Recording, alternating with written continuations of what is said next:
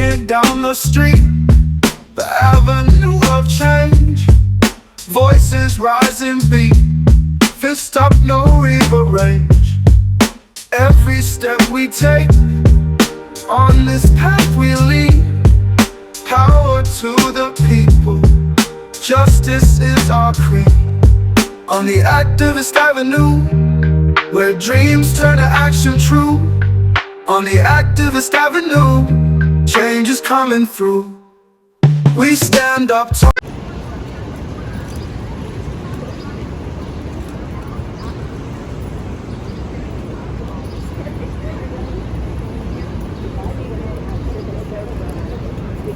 Everybody came here to Ellis Island, had papers. You're kidding yourself. People were too poor to have papers. People didn't have papers. Most of them couldn't read or write any language, let alone English.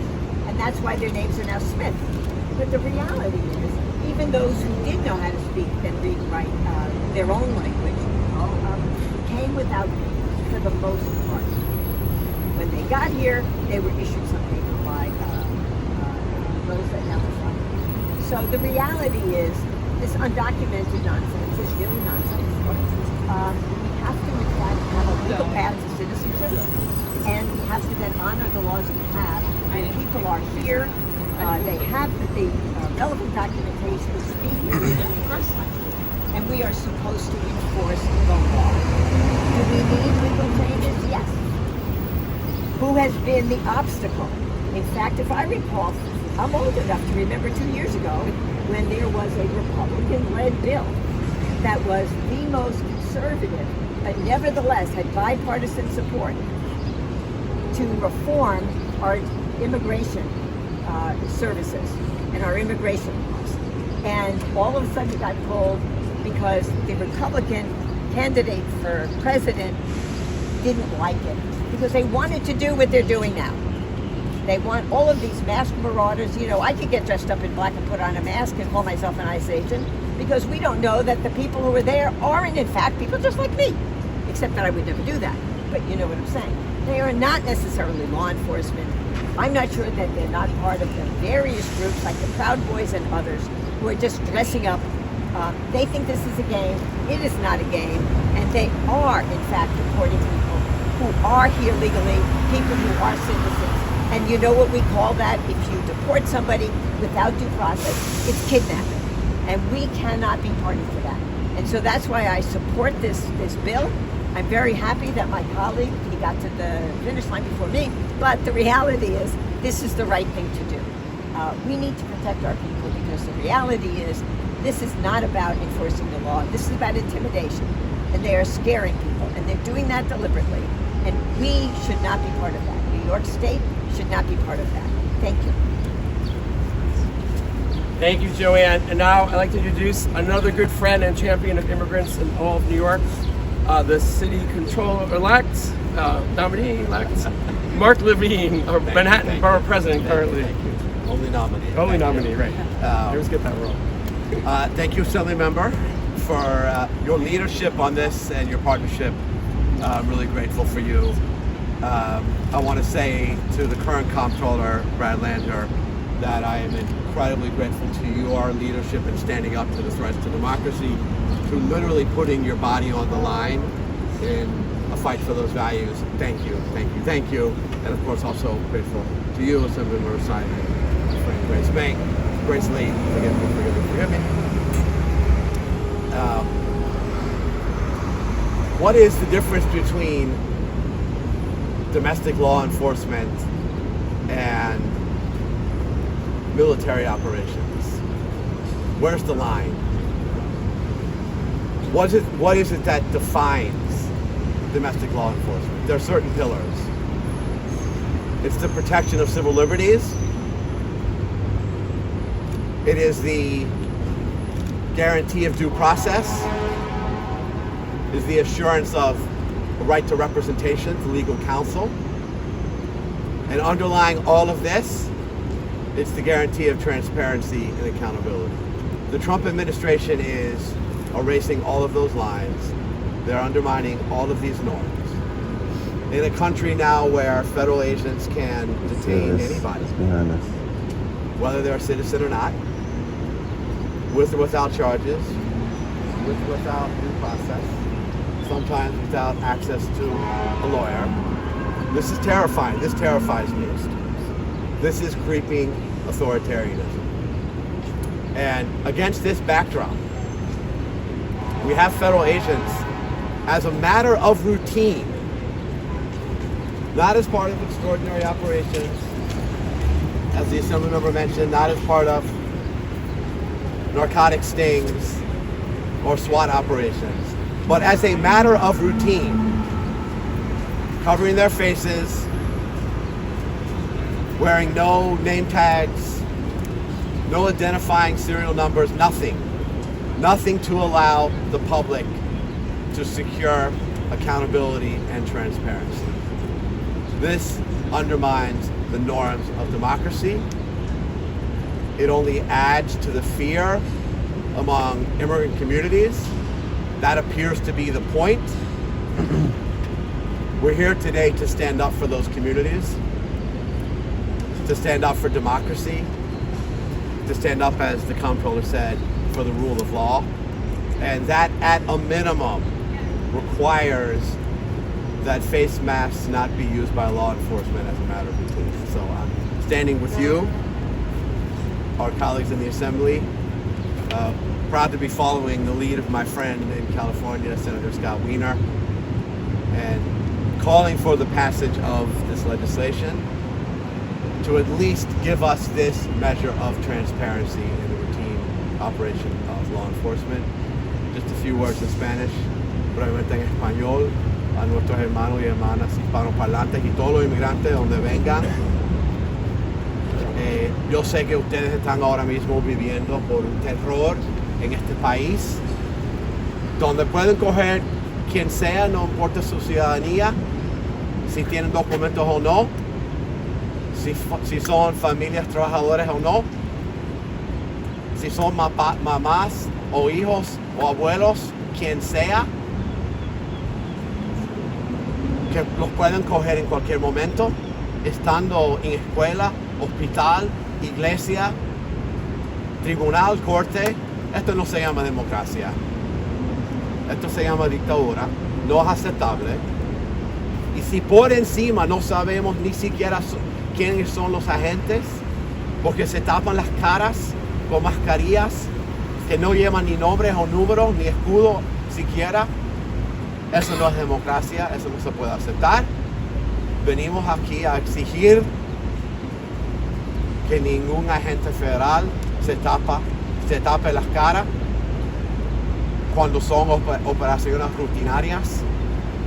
Y me uno a mi colega, el concejal, el asambleísta Simón, que es hijo orgulloso de mamá peruana, junto con nuestros colegas asambleístas Joanne Simon, Grace Lee, el actual contralor Brad Lander, a apoyar a este proyecto de ley, el llamado Melt Act, para proteger a nuestra comunidad inmigrante. Melt Act. Thank you.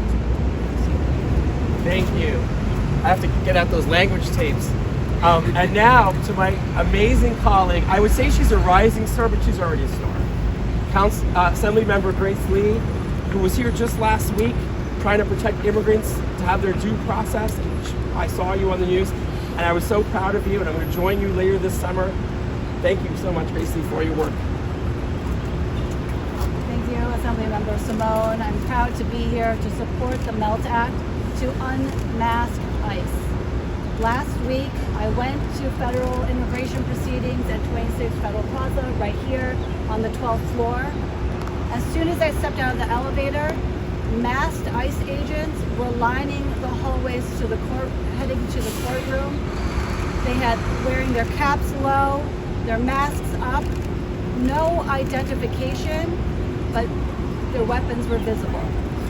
This is a strategy of fear and intimidation for our immigrant communities, and we cannot stand for this. This bill is about transparency, it's about accountability, and sending the message that ICE agents are never above the law. So thank you very much, Assemblymember Simone for introducing this legislation, and we're going to work to get this passed.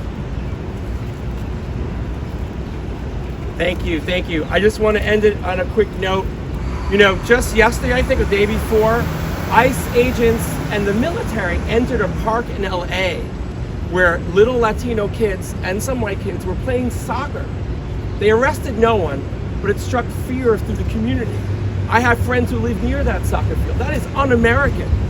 It is un-American that my mom cries to me at night and says, what is happening to our democracy? When I lived in Peru, we had a dictator, and I left. That cannot happen here. I have a message to the fascists in the White House, and Mr. Homan, whatever his name is, the so-called border czar, thinks he's a tough guy. We will come up with every creative tool in the state legislature. We will do everything, every bone in our body to fight for the America we believe in. There is no doubt that we have an immigration challenge, but the way you solve that is by comprehensive immigration reform and compromise, which we had 2 years ago, and this bully in the White House turns his back on just to win an election. We will forever fight you on this. We need a legal path to citizenship. It's hurting our economy right now. You know, you're hurting our farmers, our hotels, and we depend on that. They're part of the American fabric. And I will continue with my great colleagues here to fight for the justice and for the rule of law. Like Brad Lander, the great city controller, said, it's about not being above the law. I know the fascist in the White House thinks he's above the law, but one day, they will all answer for their crimes against humanity. It is un-American to send people to gulags. But now on that note, we will take questions.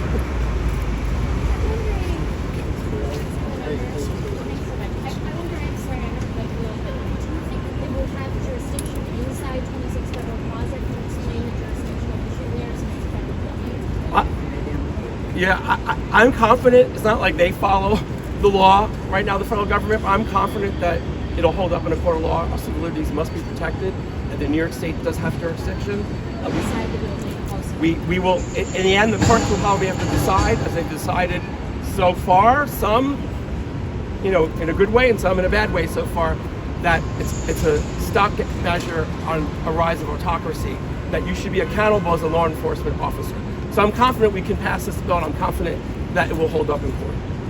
Can you also talk about the timeline? Because I don't think the Assembly convenes again until January, so what happens in the meantime? How quickly is the session? So the question was, what happens about the timeline since we don't convene until January with the terrible, bad budget? Do you want to answer that, Joanne? The big budget bill, the big, ugly bullshit bill, I call it, that's going to strike taking health care away from so many Americans. I'm sure we're going to be in Albany a lot quicker. And I've already raised this with the Speaker and my colleagues. There's broad support in both the Assembly and the Senate. I'm confident we can pass this bill. What do you do about making sure that they follow the act? Are you from the press? Yeah. Where are you from? I'm Good Guy Activism Media. Okay. What was your question? So if the act gets passed, what steps are you going to take to make sure that they follow it? Well, I mean, we'd have to enforce it and have our local. We will meet with law enforcement to make sure they follow it. There'd be clearly, whenever we pass law, there's a follow-up period to make sure the law is actually being carried out. Thank you. Joanne, you want to address any of that? No, I'm. Okay. Any other questions? We were just talking about potentially coming back earlier into session. What would be on the agenda? I mean, it's kind of unrelated to this, but you mentioned the budget bill that just passed. What would you want to? Well, the question was, what would be the agenda if we went back to special session sooner, which we anticipate. We're meeting on Friday to discuss the big bullshit, ugly budget bill that's taking away people's health care and people's civil rights. I would anticipate, look, I've always been fighting for immigrant rights. I come from an immigrant family. I will bring it up, regardless. And as my colleagues will tell you, they have also been champions in our conferences. But I imagine we were going to address the drastic billions of dollars in cuts to Medicaid and health care that's going to affect over 17 million education, 17 million New Yorkers, education cuts, you name it, housing cuts to our public housing that we support. So I imagine it's not going to be one topic. You know, I think a lesson we've learned from this election on this is we need to start delivering. We need to start protecting immigrants. We need to start building housing. We need to start ensuring that we deliver for the working class so they don't turn to autocracy. I think most Americans are rising up in all parties that this is unacceptable, un-American, to be disappeared by masked men. I mean, who would have thought? It's like we're living a horror movie. You know, New York is also a huge farming state. And so we're hearing about the effect on farmers in other states, which is very real, but it is also a very real impact here. And of course, there is so much back and forth with Canada, just the way we do business in New York State. So they're a big market for us. They're also a provider of employees, and we have a large number of immigrants who are working on our farms in New York State. Any other questions? Thank you for all coming. Now go get cool and somebody see. Thank you so much. Thank you so much. Thank you. Thank you. Oh, don't wait. I'm over there.